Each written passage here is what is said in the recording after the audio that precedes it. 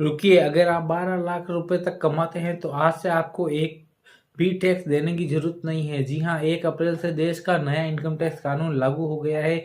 अब ये 3 बड़े बदलाव आपकी जेब पर सीधा असर पड़ेगा। मुख्य जानकारी की बात करते हैं या पहले बदलाव की बात करते हैं तो 12 लाख तक की इनकम टैक्स फ्री होगी, लेकिन ध्यान रहे कि ये सिर्फ न्यू रिजीम में ही है।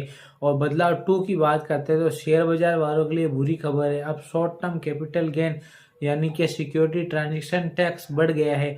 अब ट्रेडिंग करना पहले से भी ज़्यादा महंगा हो गया है। और बदलाव 3 की बात करते हैं तो आईटीआर की डेडलाइन अब 31 जुलाई नहीं बल्कि बिजनेस वालों के लिए 31 अगस्त कर दी गई है। आपको 1 महीना एक्स्ट्रा मिलेगा।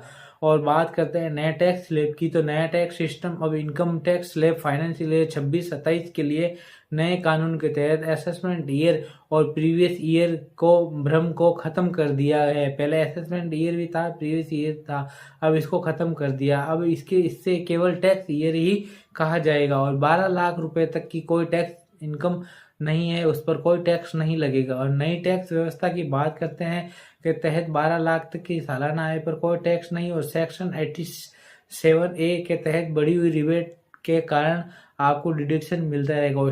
स्टैंडर्ड डिडक्शन की बात करते हैं तो नौकरी पेशा लोगों के लिए स्टैंडर्ड डिडक्शन को और सरल बनाया गया है। अब एचआरए में राहत दी गई है। बाहर के जो लोग हैं, बेंगलोर, हैदराबाद, पुणे और अहमदाबाद जैसे शहरों को अब मेट्रो शहरों की श्रेणी में रखा गया है, जिससे यहाँ रहने वालों के लिए अब 40% के बजाय 50% एचआरए छूट क्लेम कर सकते हैं। आईटीआर डेडलाइन में बदलाव किया गया, साथ ही टैक्स पेयर की कैटेगरी के आधार पर रिटर्न फाइल करने की सीमा इस प्रकार है। तो टैक्स पेयर कैटेगरी की बात करते हैं तो नई डेडलाइन 2026 सैलरी इंडिविजन के लिए आईटीआर 1 और आईटीआर 2 की 31 जुलाई 2026 और नॉन ऑडिट केसेस में बिजनेस और आईटीआर 3 आईटीआर 4 को 31 अगस्त 2026 तक बढ़ाया गया है, यानी कि 1 महीना बढ़ाया गया है।